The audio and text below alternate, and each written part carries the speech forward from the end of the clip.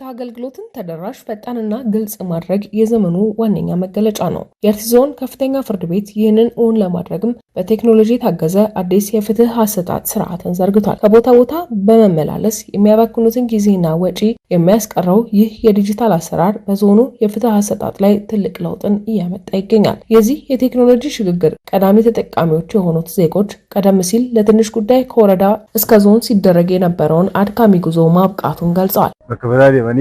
ከተለያዩ ወረዳዎች ጉዳያቸው እንዲታይላቸው መምጣት የሚገባቸው ባለ ጉዳዮች አቅማቸው ሳይችል ቀርቶ እውነታቸው ይደበቅ ነበረ። አሁን ግን ሁሉም ሰው ባለበት ወረዳና ቀበሌ ችሎት መታደም ይችላል። ስማችን ጠፋ ከዚህ ከፋይሉ ማለት ነው። ለምን ወደ ሌላ ክላስም ሄዶ ይሆን ልክ እንደገባው በቴክኖሎጂ ኮምፒውተር ውስጥ እንስራቸው ኮምፒውተር ውስጥ አይተውልን ወዳውን አስተናገዱ። ዳኛ መጨመር አይችልም፣ መቀነስ አይችልም።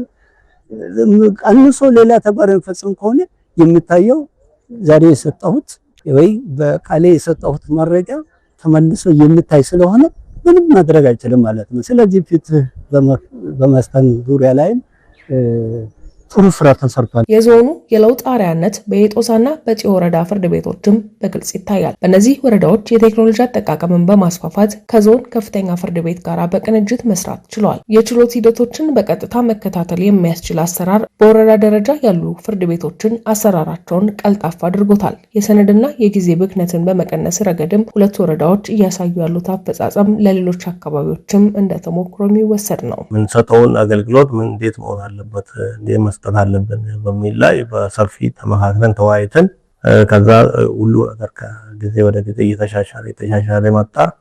በዛ ልክ እኛም ፕሬዝዳንቱ ምክትልም አለ እሱም ከዳንኤል ጋር ውይይት እያደረግን ከዚህ በፊት የነበሩት ቅሬታዎች እንዲቀሩ አድርገናል። አሁን ባገኘነው ሐሳብ ላይ ተመርኩዘን ከሰዎች ላይ ከድጋፍ ሰራት ከውጪ ካሉ ሰዎች ላይ ጠበቆች አሉ፣ ሌሎች ሰዎች አሉ፣ አቃቤ ሕግ ቢሮ አሉ፣ ሌሎች የመንግስት መስሪያ ቤቶች አሉ። ኢቭን የመንግስት መስሪያ ቤቶች ወደፊት እኛ ጋር አይመጡም። አሁን በተለይ ከአርሲ ዩኒቨርሲቲ ጋራ ከሆስፒታል ከምናም ጋራ ከአንዳንድ ትልልቅ መስሪያ ቤቶች ጋራ ተጀምሯል።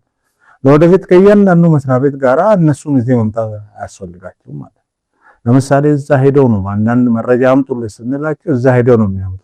አሁን እዛ ሳይደርሱ በዚህ በኦንላይን ላይ መጠቀም ይቻላል ማለት ነው። የአርሲ ዞን ከፍተኛ ፍርድ ቤት ፕሬዝዳንት እንደሚሉት በቴክኖሎጂ የታገዘ ይህ አሰራር እስካሁን በሺዎች የሚቆጠሩ ባለጉዳዮችን አስተናግዶበታል። የዳኞችን ቅልጥፍና በከፍተኛ ደረጃ በማሳደግ በፍጥነት አሰጣጡ ላይ ይታዩ የነበሩ ክፍተቶችም ተፈተዋል። የቴክኖሎጂ አጠቃቀሙ የሙስናና የብልሹ አሰራር እድሎችን በመዝጋትም የፍርድ ቤቱን ስራ በሁሉም ረገድ ውጤታማና ተጠያቂነት ያለው ስርዓት እንዲኖረው አስችሎታል። እንደ ዞናችን ወደ 64,000 መዝገቦች ናቸው የተንቀሳቀሱት በዚህ ዓመት። በከፍተኛ ፍርድ ቤት 4,999 ማለት ኦልሞስት ወደ 5,000 መዝገብ ከወረቀት ነፃ በሆነ መንገድ ነው የተንቀሳቀሰ ማለት ነው።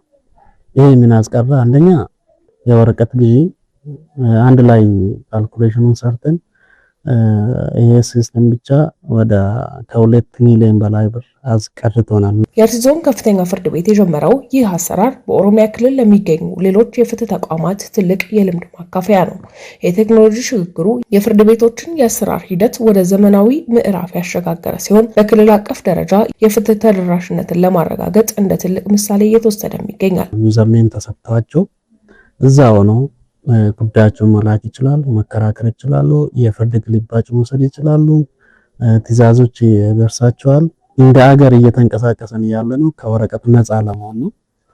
ኦሮሚያ ደግሞ በ2022 ነው ይሄን ለማሳካት ያቀደችው። የጠቅላይ ፍርድ ቤት እቅድ እንደዛ ነው። እንደ አርሲ ዞን ከፍተኛ ፍርድ ቤት ደግሞ 2018 ቀድመን ስላሳካን ምሳሌ መሆን ችለናል ብለን መውሰድ ይቻላል።